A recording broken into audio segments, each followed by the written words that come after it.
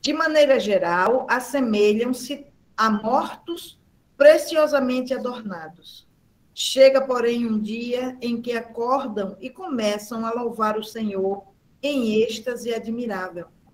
Isso, no entanto, é insuficiente. Há muitos irmãos de olhos abertos, guardando, porém, a alma na posição horizontal da ociosidade. É preciso que os corações despertos se ergam para a vida, se levantem para trabalhar na sementeira e na seara do bem, a fim de que o Mestre os ilumine. Esforcemo-nos por alertar os nossos companheiros adormecidos, mas não olvidemos a necessidade de auxiliá-los no seu erguimento. É imprescindível saibamos improvisar os recursos indispensáveis em auxílio dos nossos afeiçoados ou não, que precisam levantar-se para as bênçãos de Jesus. Não basta recomendar. Quem receita serviço e virtude ao próximo, sem antes preparar-lhe o entendimento, através do espírito de fraternidade, identifica-se com o instrutor exigente que reclama do aluno integral conhecimento acerca de determinado e valioso livro, sem antes ensiná-los a ler. Disse Paulo: desperta tu que dormes, levanta-te dentre os mortos e o Cristo te iluminará. E nós repetiremos: acordemos para a vida superior e levantemo-nos na execução das boas obras, e o Senhor nos ajudará para que possamos ajudar os outros. Então, dessa forma, depois de lida essa belíssima mensagem de Emmanuel, vamos fazer a nossa prece. Vamos pedir que, neste momento, o Mestre Jesus esteja conosco, nos orientando, abrindo as oportunidades de estarmos recebendo as energias de luz da espiritualidade iluminada. Que Jesus possa adentrar neste momento os nossos lares, levando toda a paz, harmonia e equilíbrio que nós necessitamos, bem como a nossa família. Que Jesus abençoe este trabalho e todos nós que aqui estamos. Que assim seja. Bem, meus amigos, hoje nós estamos aqui com a Ange Marques, é nutricionista desde o ano de 2015. Cursou serviço social por alguns anos. Mãe de Bento, de 9 anos, vegetariana desde 2008, trabalha na clínica, na Reabilitar Clínica de Fisioterapia e no Instituto da Dor, com alimentação anti-inflamatória, nutrição focada na dor, seletividade alimentar, vegetarianismo e veganismo, e com todo o acolhimento que ela pode dar. Então, meus amigos, estamos diante de alguém que escolheu, como eu disse a ela, o lado belo da profissão, que é o lado de acolher sempre. Não importa a sua profissão, mas tratar o próximo com respeito, com cuidado, com amor, é para poucos. E na tarde de hoje, a gente pode contar com a presença da Ange, que vai nos trazer a respeito da alimentação integral, né? Onde vai focar na mente, no espírito e no corpo. Muito mais apenas do que no corpo só. Então, Ange, desde já, sou uma forte candidata a frequentar seu consultório, sem querer fazer propaganda, mas preciso. porque trabalhar com a dor, diminuir o meu peso, fazer algo anti-inflamatório. Então, vamos lá. E que Jesus te ilumine, querida. Seja muito bem-vinda. Amém, que assim seja. Estou toda arrepiada, né? Eu sempre fico com essa sensação, né? Quando se fala com algo que eu acredito, né? Que eu trabalho, na verdade, que eu sempre acreditei e continuo acreditando. Então, é uma coisa que me deixa bem emocionada, até por experiência própria também, né? Eu fui muito bem apresentada por você agora. Primeiramente, boa tarde a todas e a todos, né? Desculpa por não ter dado boa tarde antes, mas eu sou muito agradecida por estar aqui com vocês hoje, certo? Antes de começar a falar sobre a nutrição integrativa, né, eu queria contar só um pouquinho da minha história antes de fazer nutrição. Então, desde a adolescência, eu tenho uma patologia que se chama artrite reumatoide, né? Então, é uma patologia patologia autoimune, doença articular, né? Acabei tendo essa doença, vamos dizer, desde muito nova, desde adolescente, e fui bombardeada por medicações, né? Para cuidar dessa dor, para eliminar essa dor, enfim, sempre focada nesse olhar da dor e medicação. Né? Então, eu mesma, com os meus pensamentos, acreditando muito na espiritualidade, né? Acreditando que o universo, que Deus, que os anjos, que os mestres têm outro propósito para a gente aqui na Terra, eu sempre me questionei se eu ia viver a vida toda tomando essa medicação que tirava a minha dor, mas me impossibilitava vamos dizer, outros movimentos da minha vida. E aí foi quando veio a alimentação. Só que não veio a alimentação, veio a alimentação vegetariana, né? Nessa época eu frequentava um grupo espírita, frequentava o yoga, frequentava o reiki, e eles falavam muito dessa alimentação sem dor animal, né? Da gente trazer para o nosso corpo uma dor de outro ser. E aí foi quando eu comecei a caminhar nesse caminho do vegetarianismo. Então eu vi nesse caminho que existia outras possibilidades, entende? Não era só a medicação, claro, agradeço até hoje a medicação, ainda hoje eu tomo medicações, mas eu tenho outro leque, eu tenho outros caminhos para que me ajude a seguir, né? Eu tenho o reiki, eu tenho a espiritualidade, eu tenho a fé, eu tenho a terapia floral, eu tenho o yoga, então claro que eu não faço isso tudo junto, eu respeito cada fase que eu tenho para caminhar desse jeito. Então, a nutrição integrativa, depois que eu vim estudar na forma acadêmica sobre esse tipo de nutrição, mas aí quando eu comecei a estudar, eu comecei a ver, eu falei, não, mas existe isso já no meu caminho, né? Eu já faço isso de alguma forma. E isso foi engrandecendo, foi me deixando cada vez mais forte, né, para continuar esse caminho. Então, a experiência, não só da parte acadêmica, mas eu tenho experiência individual nesse caminho também. A nutrição integrativa, ela está inclusa na saúde integrativa, certo? A OMS, né, que é a Organização Mundial de Saúde, ela já define a saúde de uma forma diferente. Ela já define a saúde como estado completo de bem-estar, podemos dizer desse jeito. Mas é o bem-estar físico, né? É o bem-estar mental, é o bem-estar emocional, é o bem-estar social, e não como ausência de doença. Então, a pessoa não o fato de ser saudável não é o fato de não ter doença.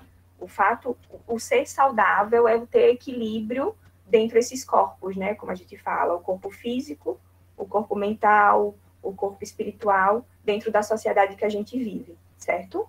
Então, para que a gente tenha uma saúde, vamos dizer assim, a gente precisa do bom funcionamento de todo esse conjunto, do equilíbrio, né, desse conjunto. Então, além do funcionamento biológico, a gente precisa também do trabalho, a gente precisa de água, a gente precisa dos direitos básicos da vida, né? A gente precisa de uma assistência à saúde de maneira adequada, a gente precisa de uma atividade física de uma maneira adequada, certo? Então, essa visão diferente, da definição diferente de saúde muda muita coisa.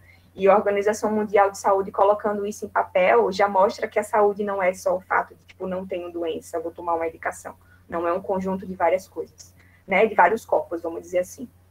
Mas, enfim, com os avanços das descobertas, né, das medicações ao longo dos anos, tiveram vários avanços positivos, certo? Mas tiveram também vários avanços, vários retrocessos, vários pontos negativos também. E um dos pontos negativos foi focar, né, na doença, focar no remédio, e não focar no paciente em si. Então, a nutrição entrou nesse caminho também, né? Estudar patologias, estudar doenças, e não entender o indivíduo como ser individual, mas um ser que faz parte de um todo, né? Como é que ele vive, né? Quais são as condições que ele vive, qual é o histórico dele, quais são as sensações que ele sente, o que ele pretende, o que é possível para ele naquele momento, certo? Então, durante esse período, houve um aumento de doenças crônicas não transmissíveis, incluindo a artrite reumatoide que eu tenho, que é uma doença reumática, tá? E houve o declínio das doenças transmissíveis. As doenças crônicas não transmissíveis, elas não são causadas por micro-organismos, entendeu?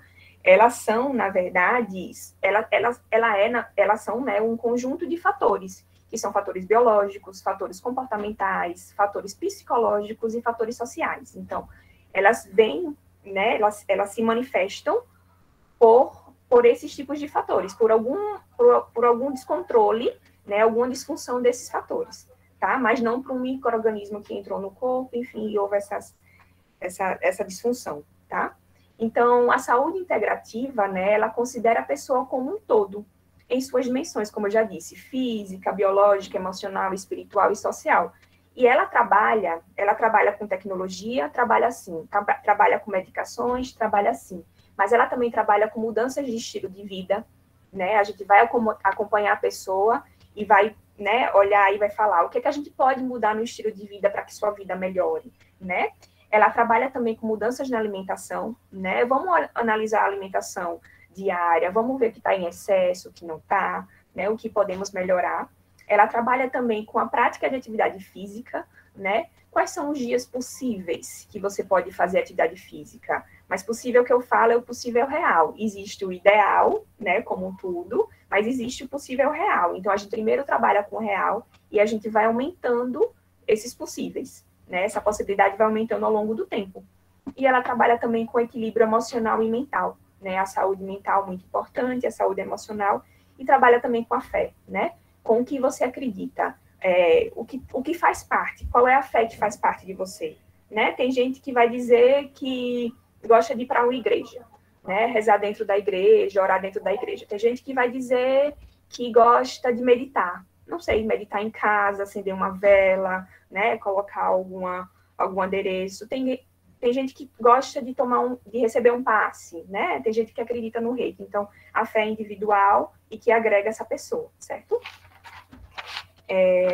Então, e aí, como eu já disse, existem essas práticas, né, integrativas que pode ser várias. Pode ser uma meditação, pode ser acupuntura, pode ser reiki, pode ser yoga, pode ser o floral, né? E pode ser também um caminho com a alimentação. A gente pode usar, sim, a alimentação como um caminho de cura de corpo, né, de cura de espírito, uma evolução espiritual, de uma cura da questão mental e, enfim, das questões emocionais também, né, do relaxamento, né, enfim, da sensação de diminuição de ansiedade, enfim, tudo isso está interligado, tá? Então, entrando dentro da nutrição integrativa, né, a gente entende que a ciência da nutrição é uma ciência estudada há vários anos, né? Há séculos, vamos dizer assim. Então, a ciência que vem mudando e modificando há vários séculos, só que ela ainda precisa ser compreendida. Como tudo na vida tem lacunas, né? É incompleto, e a gente precisa sempre estar olhando para isso com muito amor e aconchego, vamos dizer assim, e debatendo de uma maneira respeitosa, né? O que podemos mudar, o que não podemos mudar. Tá? Então, é uma profissão que surgiu dentro dos hospitais, ela surgiu dentro dos hospitais, então a gente entende que ela é focada em cura de patologias e doenças, né? E só agora ela é entendida como forma de paliativos, como ela pode ser agregada em outras áreas também, não só dentro do hospital, tá? Dentro da nutrição, vamos dizer assim, a nutrição mais acadêmica, a gente vê muito dietas restritivas, né? Dietas que restringem, Dietas que dizem, você não pode comer isso, você não pode fazer isso, né? Que fica até fora da realidade do paciente também. Então, dietas milagrosas, né? Você vai comer isso aqui, que você vai perder tantos quilos em tantos meses, né? A questão do ovo. O ovo faz bem, então coma muito ovo. O ovo faz mal, coma pouco ovo. O ovo aumenta colesterol. Então, a gente, dentro da nutrição integrativa, a gente entende que há um conjunto, né? Por exemplo, o ovo por si só, ele não vai aumentar o colesterol se você tiver uma atividade física frequente, se você tiver um ambiente confortável em que você vive, entende? Ele não tem o poder, vamos dizer assim, de ser bom ou ser ruim somente ele mesmo, entende? Então, é um conjunto de coisas que estão envolvidas. E essas dietas restritivas, né, elas, na verdade, acabam gerando uma ansiedade muito grande, né? Existe também um sentimento de culpa, né? Você fica ansioso e quando você fica ansioso, pode ser, provavelmente você vai querer comer aquele alimento que você estava, que falaram para você que você não pode comer, e aí você vai comer aquele alimento de maneira duplicada ou triplicada, provavelmente, e aí logo depois vem um sentimento de culpa, né? E aí, ao longo prazo, vão surgindo transtornos e você acaba perdendo, vamos dizer assim, o controle da situação. Você acaba perdendo, na verdade, o controle da sensação de saciedade, o controle da sensação de, tipo, como isso aqui agora, mas não é hora de comer isso aqui porque a quantidade de comida está muito grande, então você acaba ficando em desequilíbrio, tá? E aí vem aqueles conflitos, né? O prazer de comer e o sentimento de culpa, né? Ao meu ver, comer é muito bom. Comer traz sensações maravilhosas. Se alimentar agrega muita coisa legal. Atrai memórias, né? A gente acaba recebendo e pensando em memórias passadas, né? A gente acaba agrupando pessoas que a gente gosta, a gente acaba cozinhando para pessoas que a gente gosta. Então, agrega, tem esse prazer, é bem, bem prazeroso e bem importante. Só que aí, quando há essa restrição, né, esses cálculos, que dentro da clínica a gente faz, eu não nego, eu faço o cálculo sim dentro da clínica, mas eu sempre busco, durante a consulta, entender o histórico do paciente, né, entender o que ele pode fazer naquele momento, né, e essa é uma das reivindicações que a gente tem em relação aos planos de saúde, né? Os planos de saúde, eles meio que orientam a gente a atender em 30 minutos. Então, 30 minutos é um tempo muito curto para a gente entender o paciente como um todo, né? E existe também a questão do paciente não estar aberto mesmo para essa conduta, para esse entendimento, porque o próprio paciente ainda não consegue se entender. Né, ele não consegue colocar em palavras as sensações, né, o que ele sente com cada mundo, ele quer, na verdade, resolver a questão dele da alimentação de forma rápida e prática, tá? Então, tem a visão também do corpo real e do corpo ideal, né? Então, a gente precisa entender que cada ser individual, cada um tem seu corpo, né, e os ideais aí que a gente vê no Instagram da vida, na internet da vida, de modelos, e, enfim, isso é muito estímulo, né, para a gente querer ser igual, e entender as nossas diferenças, entender que cada corpo se comporta e de uma maneira, e a gente tem que agradecer, né, esse corpo que recebe nosso espírito, né, que recebe nossas emoções. Então, a gente tem que olhar para a gente com muita sinceridade e saber o que a gente está sentindo, tá? Então, essa nutrição mais acadêmica, sem olhar integrativo, acaba virando farmacológico, né? Acaba virando uma mercadoria, né? E, em resumo, a nutrição integrativa seria isso, né? Seria o ato de nutrir a mente, as emoções, o corpo e o espírito, né? É um exemplo que eu dou, assim, bem prático. Acontece muito comigo isso e acontece com muitos pacientes também, por exemplo. Vai no consultório de nutrição e aí a nutricionista ou o nutricionista fala, tem que comer salada crua. Porque salada crua é importante, porque tem várias vitaminas e vários minerais, mas aí o paciente chega e fala bem assim, eu não consigo comer salada crua. Eu não me sinto bem, não gosto, não sinto prazer, né?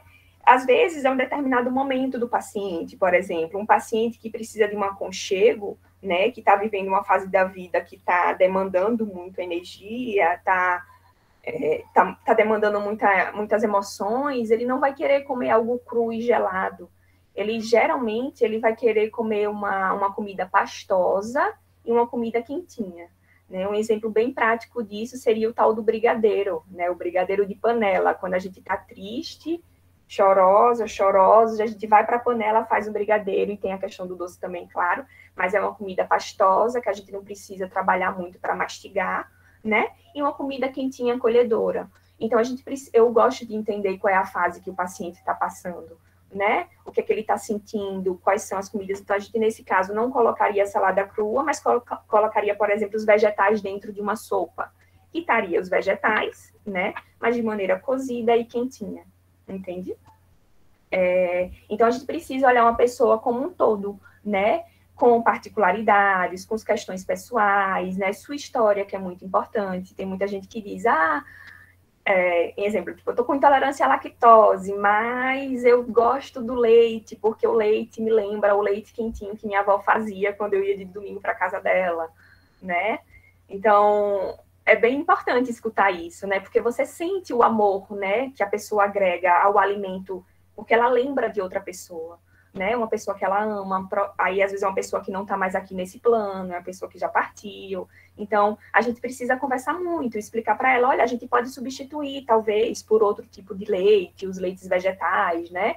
Que é a base de castanha, de caju, aveia, coco, não sei. Mas para que ela continue tendo essa lembrança, claro que não vai ser igual, mas que ela não sinta esse impacto tão forte, entende? Então, e aí tem que observar a sua história, né, e suas capacidades possíveis naquela fase da vida. Vou dar um exemplo também de atividade física, né, tem gente que fala bem assim, eu queria muito fazer, um exemplo, caminhada 5 dias na semana. Aí eu pergunto, você tem tempo, tem possibilidade de fazer atividade física 5 dias na semana? Aí a pessoa fala, não tenho. Aí eu volto a perguntar, quais são os dias possíveis? Ela fala, 2. 2 é possível. Então, vamos trabalhar nesses 2 dias, entende? Para que tenha uma regularidade, para que tenha uma frequência, para que ele possa se sentir preenchido, que não venha o sentimento da culpa, né? Se tivesse deixado 5 dias na semana, provavelmente se ele não fosse 1 ou 2 dias, já ia ficar culpado, ansioso, e não ia fazer mais nenhum. Então, a gente vai acolhendo, né, essas possíveis. Claro, o ideal e o melhor, quanto mais dias, melhor. Mas cada um tem o seu tempo, cada um tem o seu individual. Então, a gente acolhe para que essa pessoa se preencha de amor, se preencha de disposição, se preencha até de se contemplar, de dizer, caramba, eu consegui fazer 2 dias na semana durante 1 mês. E aí, durante esse processo, ela vai aumentando esse tempo possível dela. Ela já vai chegar, um exemplo, 1 mês ou 2 meses depois, no consultório, e já vai dizer, Ange, eu já consigo fazer 3 dias na semana. Ótimo, aí a gente já agrega esses 3 dias na semana, entende? Então, esse olhar é muito gratificante, né? Tanto para o paciente, né, que está recebendo esse acolhimento, mas tanto para a gente que trabalha acolhendo. Parece que a gente se acolhe também, né? Parece que a gente está vivendo com eles e vivendo cada etapa, né? Cada fase de superação que esse paciente tem, tá? Uma coisa que eu anotei aqui, que é bem importante, é ver o ser humano com respeito, né? E com a sua individualidade e no modo do seu ser. Então, não é porque eu sou nutricionista que estudo os alimentos, não quer dizer que eu sei mais do que todo mundo e que o que eu coloco para o paciente é o certo. Não, eu só tenho contato com o paciente durante, vamos dizer assim, 1 hora no máximo. Não, ele tem uma vida, né? Ele tem uma vida fora do consultório, ele tem demandas, então quem tem que se conhecer, né, e saber mais de si é o próprio paciente. Ô, Marta, eu não sei, eu acho que tem alguém levantando a mão. A gente perguntas, como é que é? Sou eu que estou levantando a mão. Eu queria saber de você o seguinte, como é que a gente pode traduzir isso no sentido de não só do adulto, mas também da criança? Né? Porque algumas crianças, eu não sei, eu acho que você mais adiante vai falar, algumas crianças aqui do grupo, né, alguns pais, tem crianças com TEA, né? E a gente sabe que a alimentação para essas crianças é fundamental, né? Até mesmo, assim, no tipo do comportamento que elas, dependendo daquilo que elas passem a ingerir. Né? Sim. Então, em relação às crianças, né? Crianças, né? Vindo para o mundo para ensinar a gente a olhar a alimentação de outra forma, né? A cuidar delas de outra forma. Eu estava até comentando assim, aqui em casa esses dias, que é muito comum escutar do adulto, né? Quando vê uma criança que não quer comer, ou uma criança que come tal tipo de alimento somente, e aí o adulto fala bem assim, na minha época não era assim. Na minha época eu empurrava. Na minha época eu empurrava e tinha que comer, ou deixava sem comer, até uma hora que tiver vontade de comer e come, né? Então, eu acredito muito no tentar entender o que essas crianças estão querendo dizer para a gente. E não só cuidar delas, sabe, Marta? Cuidar dos pais também, né? Porque existe também essa ligação. A criança traz algo que não foi, talvez, né? Que não foi muito bem resolvido na geração passada, vamos dizer, entende? Então, ela meio que aflorou, né, no corpinho dela. Eu vou dar um exemplo assim bem prático, por exemplo, uma criança que nasceu alérgica a leite, um bebezinho que nasceu com alergia a leite. Aí você pensa, caramba, esse bebezinho já é alérgico, né? E como é que ele é alérgico se ele não consumiu essa quantidade de leite tão excessiva para trazer alergia ou intolerância para ele? Então, existe a genética, né? Então, ela trouxe das outras gerações o excesso do consumo desse alimento. E essa criança, ao nascer, ela meio que avisou, vamos dizer assim, papai, mamãe, vovó e vovô, né? Vamos parar com esse consumo, vamos entender que esse tal alimento não está sendo tão saudável para mim, entende?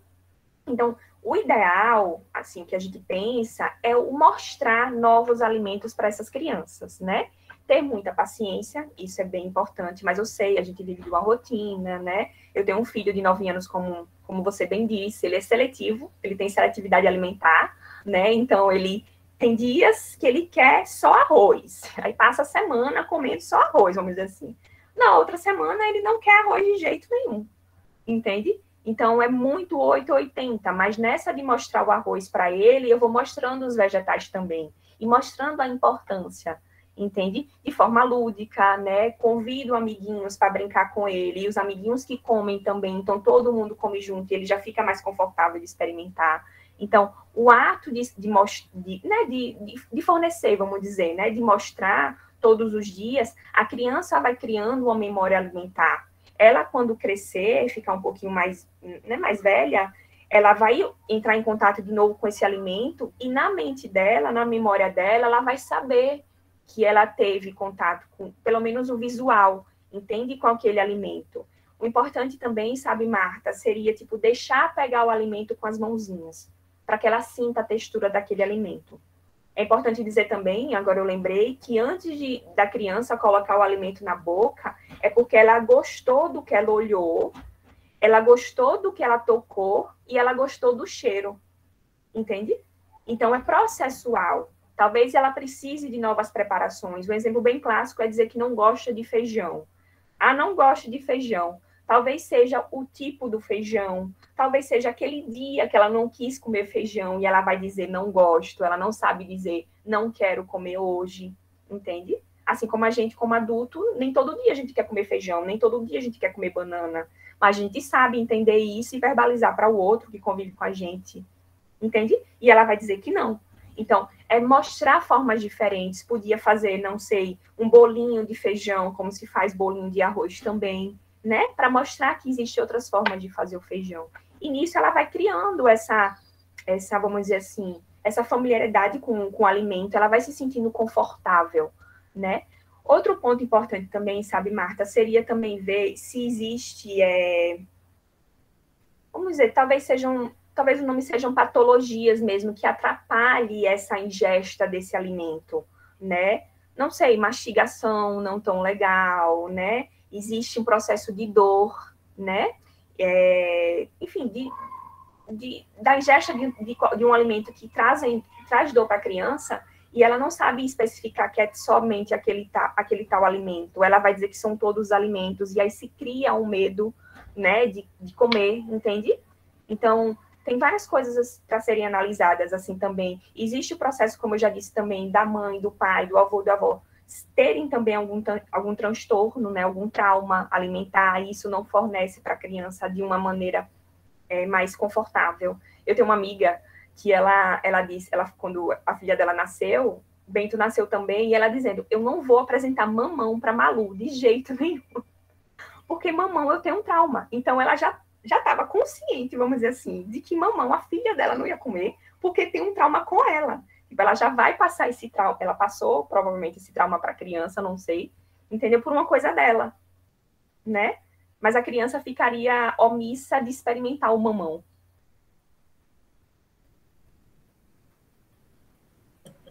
Uma pena. Então, aí tem várias questões envolvidas, né, em relação a essa questão com crianças, né, e é o que eu digo, ter muita paciência mesmo, e entender o que eles estão querendo trazer para a gente, né, essa mudança alimentar, essa mudança social, que a alimentação é um ato político, é um ato social, né, essa negação, né, de um alimento, por que está negando aquele alimento, o que é que traz para ela, qual é o medo que traz nela, né, e isso, Marta, vocês todas e todos. Não é uma coisa de agora. A gente já vem, né, trazendo isso já de vários anos passados, né? Não sei se tem exemplos aqui, mas, por exemplo, eu pego no consultório muitas pessoas falando, eu já não comia carne desde criança, mas meu pai e minha mãe me forçaram a comer carne, porque carne tem proteína. Então, já era uma demanda desses adultos hoje em dia, de quando criança, de não querer comer carne, entende? Por não gostar de textura, por não gostar de gosto, por não gostar do visual, enfim. E aí eram forçados, entende? E aí acabam tendo filhos e os filhos nascem vegetarianos já negando de todo jeito comer o animal, entende? Mas com um pai e uma mãe que já olha aquela situação de uma maneira diferente, agregando e acolhendo, entende? E aí, continuando, certo? Então, a doença, né, muito mais do que uma coisa importante também para falar, que a doença, ela é muito mais do que, quando vem a doença, vamos dizer assim, ela já teve sintomas que já se manifestaram há muito tempo, né? Eu não sei se vocês já ouviram falar disso, mas dizem que quando o corpo físico da gente está doente, é porque o nosso corpo emocional, nosso corpo astral, nossos outros corpos que existem já estão doentes, entende? E aí, nessa de ficar muito doente, a gente se manifesta no físico para a gente cuidar. Então, quando a gente olha uma patologia, a gente precisa entender o que veio antes, né? O que acarretou essa enfermidade, no caso. Então, seria muito importante a gente conseguir já observar os sintomas de início, né? Não sei, Marta, talvez o seu exemplo do pezinho, né, que você falou, né? Ah, meu pé está doente, está doendo. Então, olha um sintoma. Esse sintoma pode levar a quê antes, né? Ah, não sei, seria o jeito que eu estou correndo, seria o sapato que eu estou correndo, não sei, um exemplo, entende? E talvez seria sobrepeso, alguma conduta alimentar, entende? Então, vem o sintoma e a gente tenta observar o que vem antes, né? O que pode melhorar também nele, tá? Então, olhar o paciente avaliando sua condição nutricional, também nas suas perspectivas de laços de relacionamento, sua história, né, sua relação afetiva com a comida, seu dia a dia, a prática de exercício, da respiração, sua fé e seu olhar para o corpo, é o objetivo da nutrição integrativa, né? A gente olhar o paciente como um todo mesmo, como indivíduo, dentro, né, de uma sociedade, tá? Eu queria aqui falar um pouquinho sobre a questão do ato de comer, certo? Eu vejo muito, né, como eu já disse, a culpa, né? A culpa ao comer. Ah, eu comi uma pizza e agora o que é que eu faço? Ah, eu comi, não sei, um hambúrguer, agora o que é que eu faço, né? Então, essa sensação de culpa é muito ruim, né? Porque ela, na verdade, ela não agrega, ela não faz você crescer, ela não faz você se autorresponsabilizar, entende? E você melhorar. Ela só vai deixar você cada vez mais para baixo, né? Cada vez mais com a sensação de impotência, cada vez mais com a sensação de eu não consigo, né? Então, sei lá, comi uma pizza. Vamos entender como é que você está comendo essa pizza, quais são os dias que você está comendo, são todos os dias, né?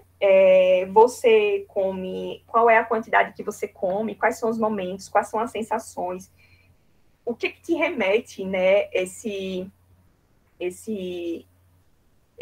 comer essa pizza. Então, a gente precisa entender para que o paciente se esvazie, né, com aquele sentimento de culpa, e ela consiga se olhar com autorresponsabilidade e dizer, eu posso fazer isso e eu não posso fazer isso. O fato de assumir, tipo, não consigo não comer pizza, é um ponto importante, né? Porque a gente vai ver o que está acontecendo. Será que é um fator nutricional, né, que está faltando nela?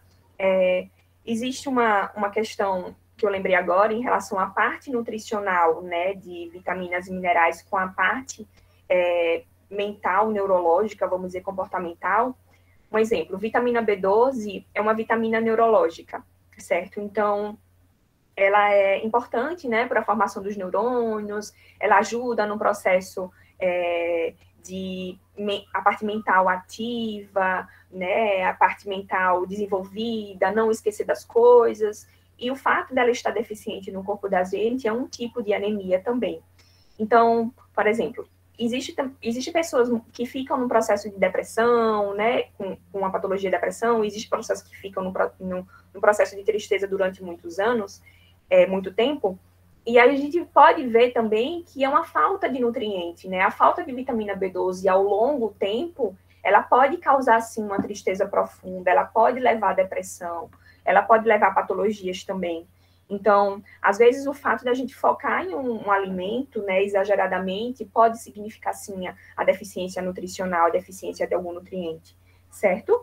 Então, o olhar, né, também, no ato de alimentar, você se alimentar num lugar tranquilo, né, focando no presente, não é, por exemplo, fazer as refeições olhando o celular ou contando o tempo para voltar para o trabalho. Então, estar presente, né, estar presente naquele momento do alimento, saboreando, né, sentindo essas sensações, né, e, enfim, é muito importante para que a gente melhore o processo de gestão de nutrientes, né, que a gente observe o quanto a gente come, o quanto de quantidade, né, que a gente come e a qualidade que a gente come também, né, que a gente tenha uma convivência familiar entre amigos, né, que a gente consiga fazer as refeições principais, lanche, não sei, com pessoas que a gente gosta, né.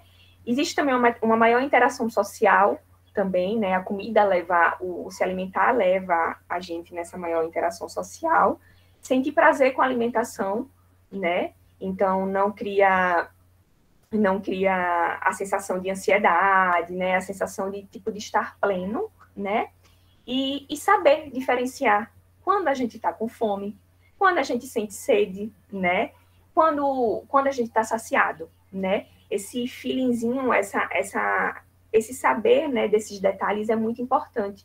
A gente vive numa era hoje muito acelerada, vamos dizer desse jeito, até focando nas crianças, por exemplo.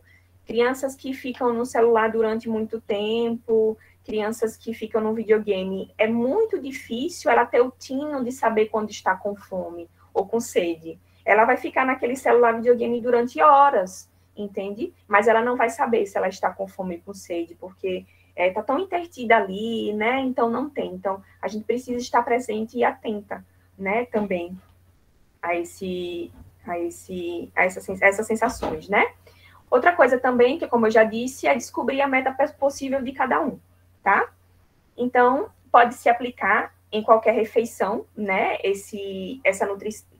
O ato de comer integral, né? Consciente, pode se aplicar em qualquer refeição, pode se aplicar nos lanches também, desfrutando, né? Daquele sabor, daquele cheiro, daquela textura, e assim engrandecendo, né? O espírito da gente. Para finalizar aqui, nessa questão do comer como algo que engrandece, né, todos esses corpos, eu proponho, né, para que vocês, enfim, hoje ou outro dia, né, para que vocês escolham, né, um alimento, uma bebida, pode ser um chá, pode ser um café, não sei, um suco, que vocês mais gostem, né, e que vocês preparem ele atentos, né, que vocês sintam o cheiro, né, dessa comida, que vocês sintam a textura na mão, que vocês experimentem o gosto para ver se está agradável para vocês, né? E que vocês produzam, né, façam com entusiasmo e sintam, né, aquele amor que aquela comida vai trazer para vocês. E chamem alguém, né, ou algumas pessoas que vocês gostem para compartilhar, porque como eu digo, a felicidade e as coisas boas têm que ser compartilhadas, né? E comida e o alimento tem que ser compartilhado, tá? E depois disso, vocês debatam, assim, entre quem está experimentando, né? O que vocês sentiram, né? Que lembranças esse alimento trouxe para vocês, né? Quais foram as emoções que vocês sentiram? Qual foi o gosto, qual foi o sabor, né? Que mais se evidenciou naquele momento, né? E sinta, né, com sua alma, como sua alma se elevou, né? Como te trouxe, né, a fluidez, como te trouxe aquele prazer, né? E como suas emoções fluíram. Talvez você estivesse com uma sensação antes e no ato de comer presente, né, se sentiu de outra forma, tá? Então, eu finalizo por aqui. Foi bem rapidinho, mas só foi para dar uma ideia, né, do quanto a nutrição pode agregar na vida da gente, né? Pode mudar uma rotina, pode mudar um futuro, né? Esse futuro das nossas crianças, né? O quanto a gente pode agregar com isso, tá bom? Muito obrigada. Mas a gente tem algumas perguntas. Algumas pessoas fizeram perguntas. Tudo bem. Vinícius. Sim. Vinícius, ele fez a seguinte pergunta aqui. Deixa eu ver, achando. Aqui, a primeira é Yolanda. Verdade que os alimentos cozidos perdem o nutriente e o melhor é o alimento cru? Sim, veja, ele não perde totalmente os nutrientes, entende? Ele perde, porque, por exemplo, você não precisa cozinhar o alimento dentro da água e deixar cozinhando por muito tempo. Você pode, por exemplo, cozinhar a vapor, né? Que não vai perder todos os nutrientes dentro da água. O melhor seria cru, sim, né? Mas como existem essas outras possibilidades, é isso que eu digo, a gente agrega. A gente não precisa comer alimentos crus todos os dias, a gente vai enjoar, né? A gente não vai querer isso. Então, a gente agrega, né? Cozinhar no vapor seria o assar? Sim, também é importante. Grelhar, por exemplo, colocar no forno. Vinícius perguntou aqui, falou o seguinte: existem casos em que pessoas compensam seus traumas de infância no excesso de comida. E o que pode levar a uma obesidade mórbida na vida? É o que pode levar, deve ser, né? Uma obesidade mórbida na vida adulta? A questão da obesidade é uma questão que está sendo bem estudada, porque existe a genética, né, que influencia muito, né, a gente traz isso de gerações, mas é claro que existe o meio que a gente vive. Ele pergunta se pessoas compensam seus traumas de infância no excesso de comida. Sim, né, existe muito isso, das pessoas compensarem. Não precisa nem ser traumas de infância, pode ser até traumas da fase adulta mesmo, mas aí foca no alimento como um gatilho, né? Uma sensação de prazer, de saciedade, que aquilo vai trazer o bem-estar, né? E essa questão da obesidade mórbida na vida adulta tem um contexto aí, né? Obesidade é uma patologia, então tem várias questões, tem o excesso alimentar, né, de outras gerações, que aí passa para a pessoa, e existe o excesso de alimentos industrializados, o excesso de açúcar, de gordura, né? Então, tem várias questões que podem estar envolvendo essa obesidade mórbida, não só o fato dele comer demais na fase adulta, entende o que eu estou querendo dizer? Existem várias Sim. coisas antes, né? Não é somente sim. isso, entende? Ele perguntou ainda, para que serve consumir proteína após os exercícios? Aumenta o peso? Então, uma coisa de aumentar peso é bem interessante isso, né? Veja, aumentar peso sempre é o excesso de algo, certo? Na fase adulta, eu tô querendo dizer. Não tô querendo dizer na fase de infância, não, porque as criancinhas precisam crescer e aumentar peso, né? Mas na fase adulta é sempre um excesso de algo. Excesso de proteína vira gordura, excesso de carboidrato vira gordura, né, que são os açúcares, e o excesso de lipídios, que são gorduras que acabam virando gordura, tá?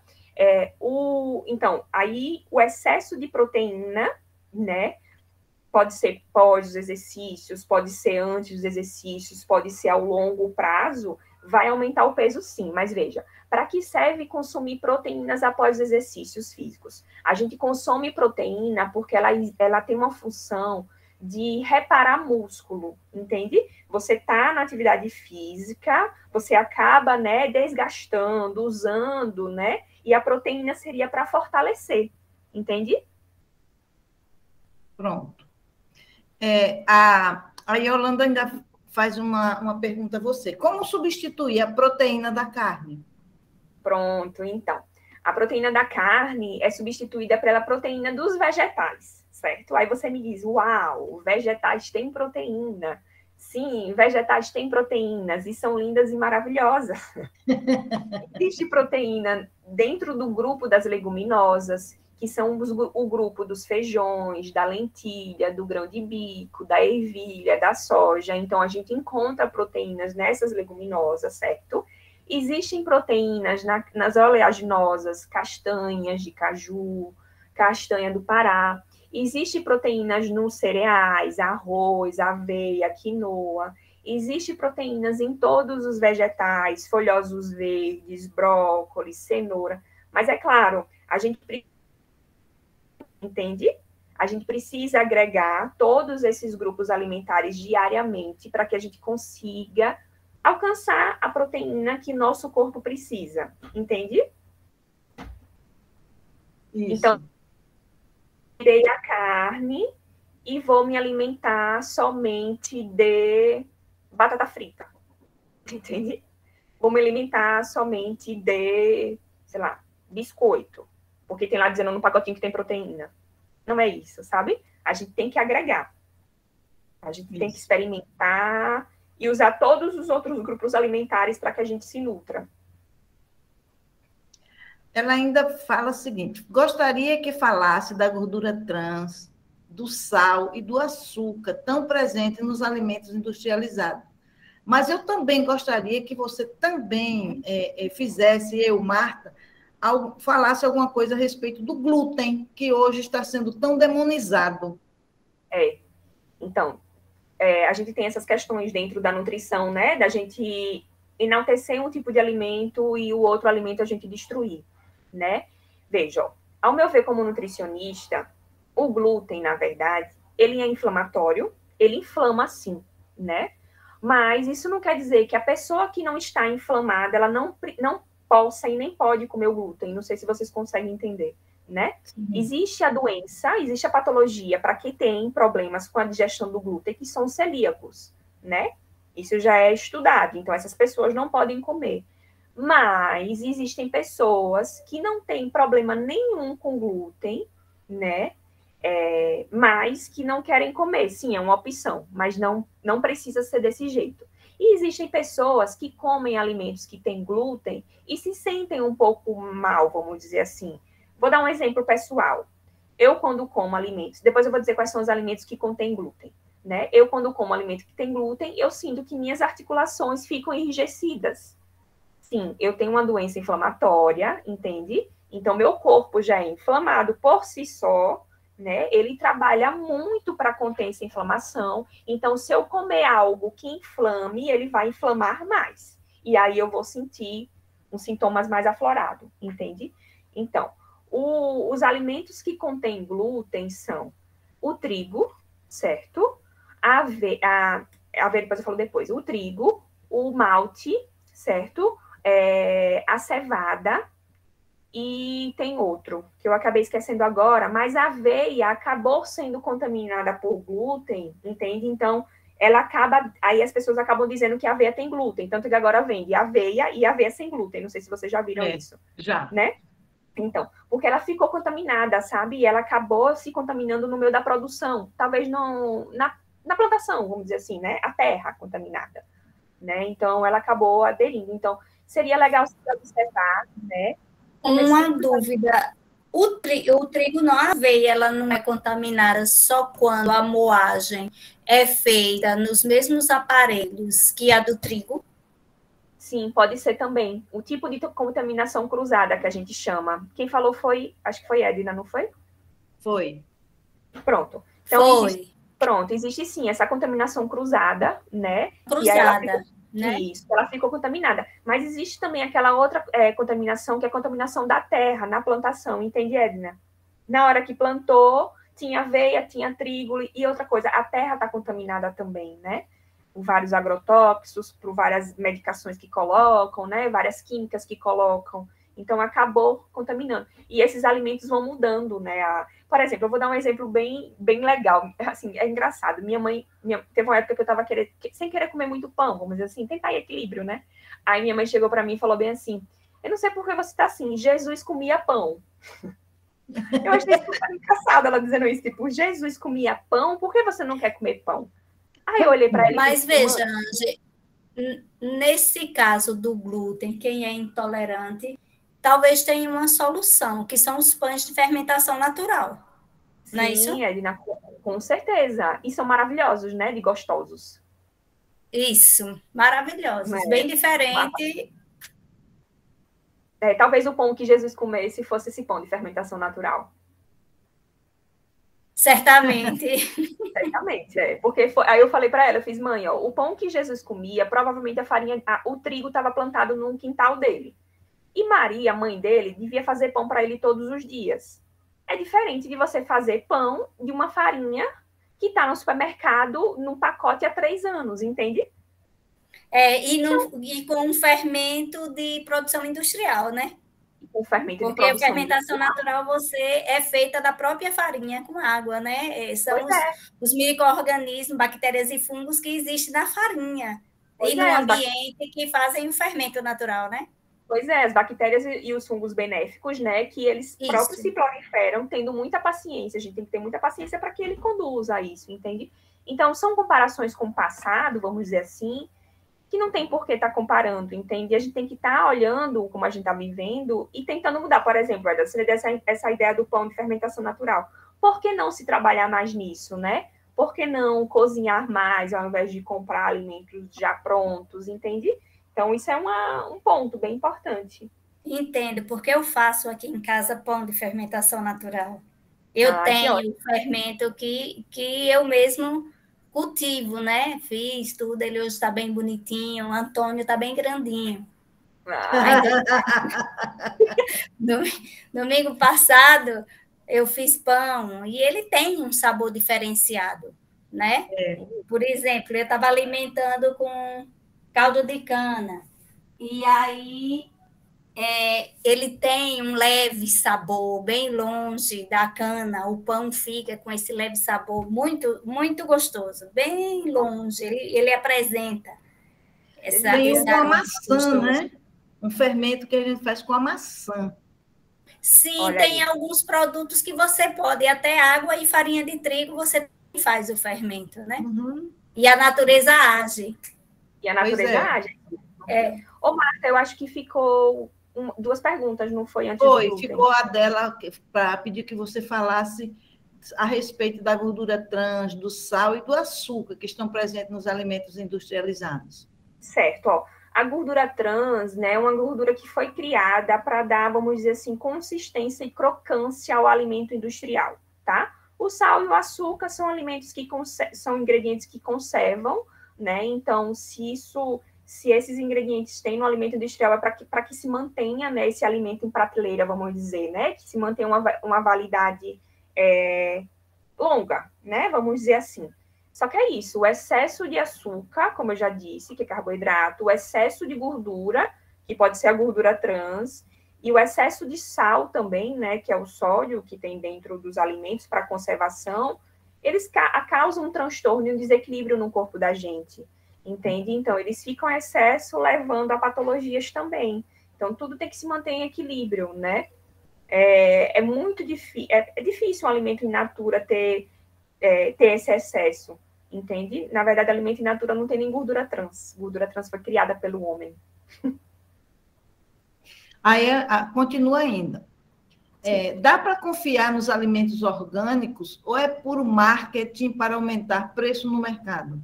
Ah, dá sim, Yolanda, dá para acreditar sim. Se você quiser, eu posso te mandar contatos, né, de agricultores familiares, né, de pessoas que trabalham com os alimentos orgânicos, né, em propriedades pequenas, entende?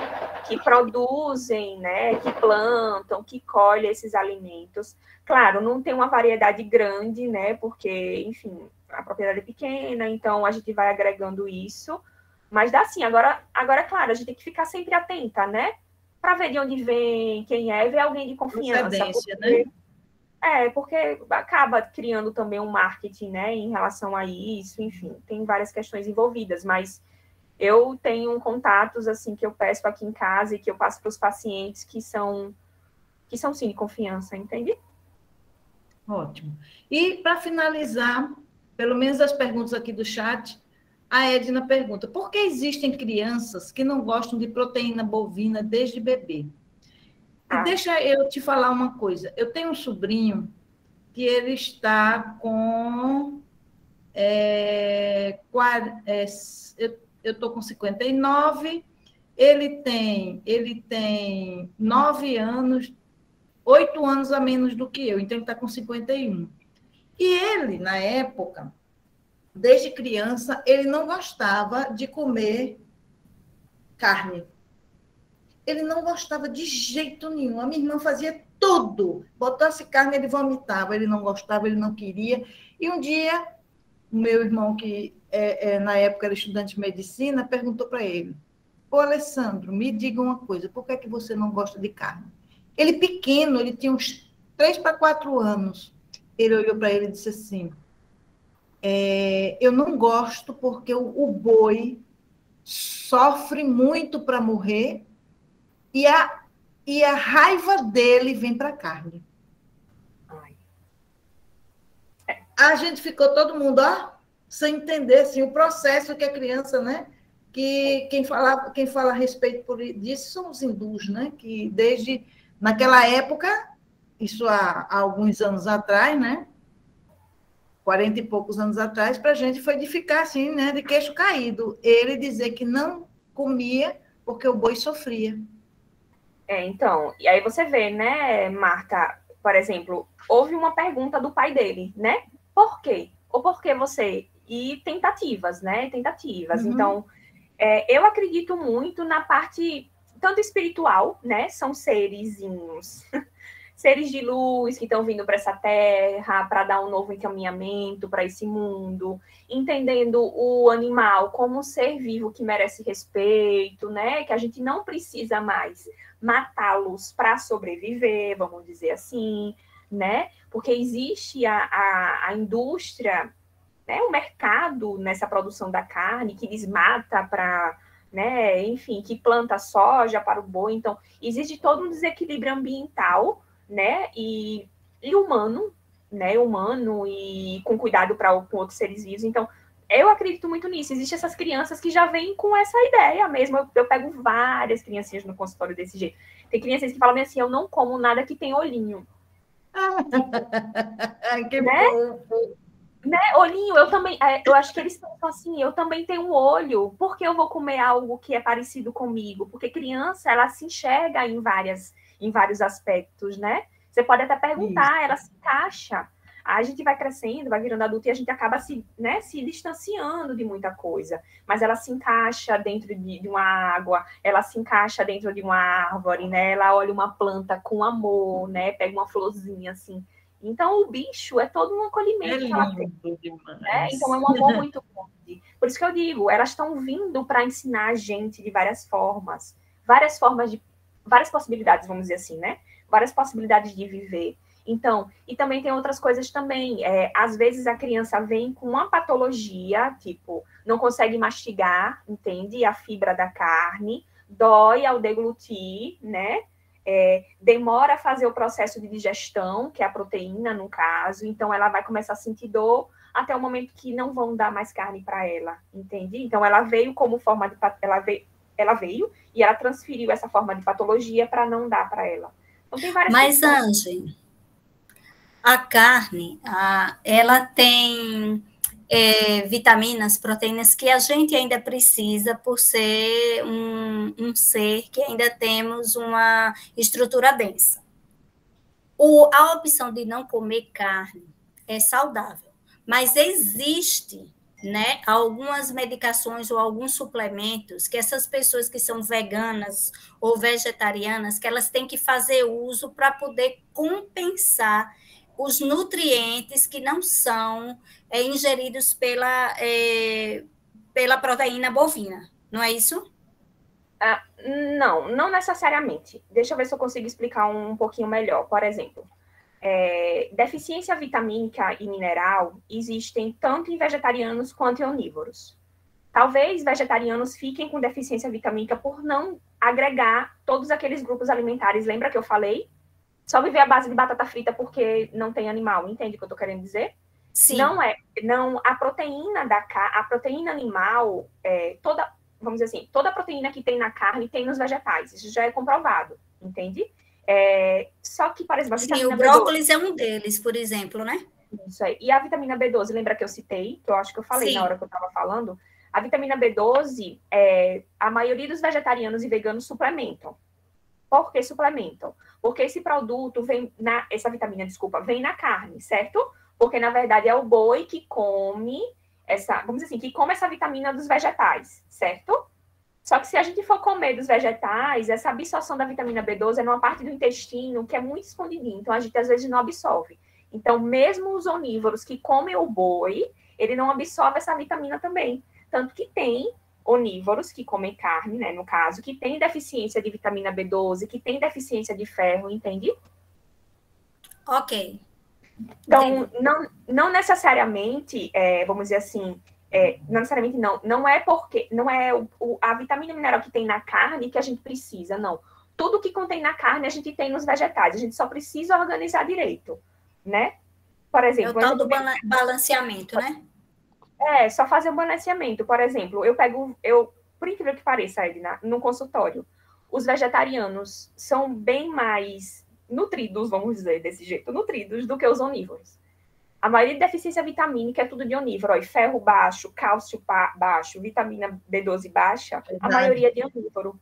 Porque esse olhar que, tipo, como carne, tô bem, né, tô saudável, tô nutrido, não é bem assim, entende? Existe o processo de digestão também, né? Existe o processo da parte intestinal, né, na microbiota intestinal que a gente chama de absorção, né? O intestino tem neurônios, como tem no cérebro, então a gente precisa manter esse equilíbrio também, entende? Agora sim, Edna, a gente ainda vê o vegetarianismo e o veganismo como uma escolha. E eu acho que a gente tem que agregar isso mesmo, sabe? Tipo, quer ou não quer aderir a esse tipo de alimentação e não tem problema. Porque é uma mudança muito grande que a gente tem de cultural, inclusive, isso, é um plugzinho que dá, assim, que é incrível. Tipo, falar sobre vegetarianismo e veganismo há um tempo atrás, sabe, Edna? Era tipo, doida. Não tá... Olha, na minha graduação de nutrição, o próprio professor, o coordenador do curso dizia, não existe a proteína animal é diferenciada. Entendeu? Muitos acham até hoje e falam na suplementação, né? E na realidade é só você fazer um reequilíbrio, um balanceamento da sua alimentação com os vegetais. O que você pode comer junto com quem? Para poder ter as vitaminas e os nutrientes necessários para sobreviver, né? Com saúde e sem déficit. Né? Para que a gente substitua. Tirou a carne. Eu corroboro com a Angie, porque o meu filho, ele é vegetariano desde 2014, né? Desde 2014. E os exames dele sempre dão top, tudo lá em cima. Aí vai ver o meu. Então, e tem outros detalhes também, sabe, Marta, dessa questão de exame. Mas eu digo assim, não é carne que vai trazer... É valorizar demais, sabe, a carne, é colocar a carne como o superalimento, sei lá, podemos dizer desse jeito, sabe? Não é ela. Ó, tem dietas, né, que é a cetogênica, vamos dizer assim, né, que você vive à base de carne por causa de gordura e proteína. Se você passar 1 ano, 2 anos só desse jeito, sem fazer atividade física, enfim, só ficar comendo aquilo, você vai ter um desequilíbrio hormonal, desequilíbrio físico muito grande, entende? Porque tirou os outros grupos. É isso que eu tô querendo dizer, entendeu? Tiraram os outros grupos alimentares que são importantes, tiraram os vegetais, tiraram as frutas, tiraram os cereais e deixaram para a parte proteica, vamos dizer assim, que era a carne em si, e viu que não dá certo. Pode ser que dê certo, talvez por um tempo, não sei, com alguma finalidade, talvez, entende, Marta? Tipo, finalizando, né, tendo aquela meta por alguma coisa, mas não para sempre, entendeu? Não por muito tempo. Pois é. Mais alguma pergunta, pessoal? Ou a gente pode partir para os finalmente? Ângela, eu quero dizer que foi maravilhoso ter você aqui com a gente. Você é uma simpatia, além de muito lindinha. Parece uma menina, mas assim, o que você trouxe para a gente foi muito esclarecedor, né? E agradecer a você. Você tem algumas considerações, algumas coisas que você queira falar? Sim. Eu estou muito feliz, muito grata, muito aliviada, né? Eu espero que tenha agregado, né, com informações, claro, mas que tenha depositado no coração de cada um, né, questionamentos, né, para que a gente possa debater, possa levar em consideração, né, para que a gente construa, né, um futuro melhor, né? E principalmente para as nossas crianças, né, para que a gente acolha elas, né? Para que a gente entenda elas, o que elas querem dizer para a gente, né? Eu falo isso como mãe, né? Eu falo isso também como nutricionista, eu falo isso como ser humano também, né? Para que a gente agregue, né? Eu espero ter contribuído nessa tarde e eu fiquei muito feliz mesmo. Com certeza você contribuiu, sim, porque muita gente assim lá no chat está colocando que achou a sua palestra muito boa, que foi maravilhosa, né? E, olha, tem gente já querendo uma avaliação. Vamos lá, gente. Vamos se mexer, vamos tirar o popozão da cadeira e vamos fazer acontecer. Muito obrigada. Eu espero poder um dia vê-las pessoalmente. Vê-los e vê-las. Isso. Com fé em Deus.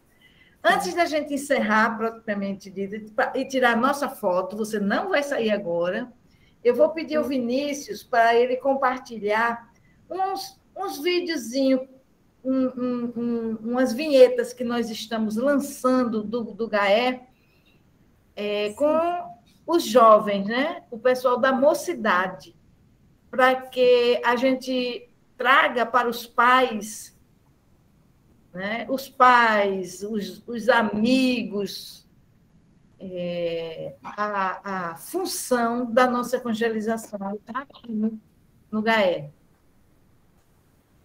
Vinícius? Já está em ponto de bala?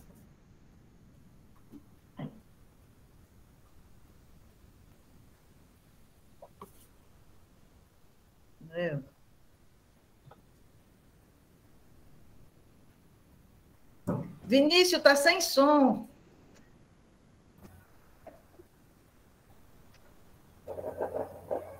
Eu queria que você retornasse. Ok. Deixa eu dar uma olhadinha aqui, tá? Vê se aparece agora, quando eu colocar de novo. Só um minutinho.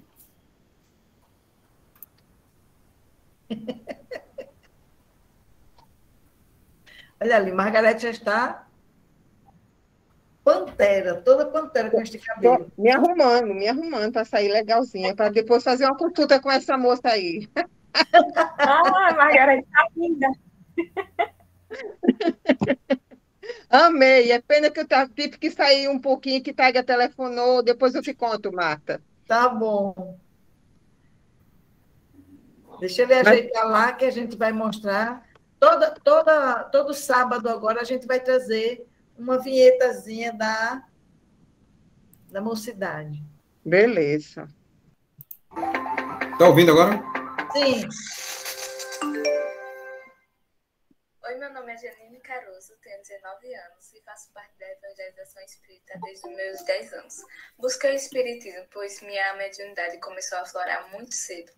E conheci na doutrina espírita respostas das quais puderam sanar minhas dúvidas, desde do que estava acontecendo comigo, desde por que eu estou aqui, para onde irei e de onde eu vim. Ao longo desses anos, pude me autoconhecer, conhecer o que estava à minha volta, desde no mundo espiritual ao mundo material em que estamos. Aprendi que devemos buscar sempre a evolução espiritual e moral, se quisermos caminhar junto a Cristo. E hoje eu posso entender muito mais a minha mediunidade, apesar de às vezes ter um pouco de medo, mas compreendo o propósito de Deus na minha vida. E agradeço a todos os colegas e evangelizadores que fizeram e fazem parte dessa minha caminhada, pois todos foram imprescindíveis para o meu conhecimento. É uma forma de a gente estimular mais os pais a insistirem com as crianças, até ficarem adultos, né, jovens, na evangelização. Então, vamos apresentar de vez em quando na nossa live de quinta-feira, vamos passar, e eu fico sempre emocionada, não tem jeito, já estou aqui, acho que estou vazando, porque o trabalho da evangelização é um trabalho maravilhoso, os resultados são fantásticos. E essa menina chegou até, todos eles que chegaram até aí, passaram pela gente, desde o outro centro até entrar no GAE, vem com a gente. É fantástico. Agora vamos para a nossa foto, antes de encerrarmos. Ei, Edna. Você está certa disso, Marta? Você já se arrumou, você disse que ia se arrumar. Bota aí, parece aí. Está muito, muito claro, ou tá bom? Hein? Vinícius, você vai fazer a foto? Vai? O microfone. Faço sim. Vamos, Márcia, abre aí. Betânia. Gisélia. Gisele está 2 vezes. Estou aqui. E aí, vamos lá? Vamos lá. Todo mundo. Pronto. Jesus. Só uma vez agora. Ok. Pronto. Então, gente, com o coração assim, repleto de felicidade, de alegria, de realização, nós vamos encerrar a nossa atividade. Eu vou pedir à nossa coordenadora do grupo de pais, Edna Cristina, que faça a prece final da gente. Senhor Jesus, estamos aqui para agradecer pelo momento de aprendizado tão importante para a nossa evolução. Aproveitamos para pedir, Senhor, forças, luz, coragem, discernimento para continuarmos na nossa caminhada. Que o Divino Mestre Jesus possa nos acompanhar durante a semana, nos orientando e fazendo com que busquemos cada vez mais melhorar. Que tenhamos uma semana de luz e paz. Que assim seja. Que assim seja. Que assim seja. Gratidão. Foi assim, excelente, amei, adorei, muito esclarecedora essa conversa, essa palestra. E aí cabe a nós agora, né, ressignificar, mudar. Marta, você está sem microfone. Por isso que ela estava tão entendida no assunto, a Edna, porque ela faz gastronomia, é gastrônoma. Isso, sou. Ai, que linda! Depois a Edna que vem dar palestra para nós tambem. Vou estudar bastante nessas férias. Não vai ser igual a de Ange, mas vai ser melhor. Ao meu olhar, né?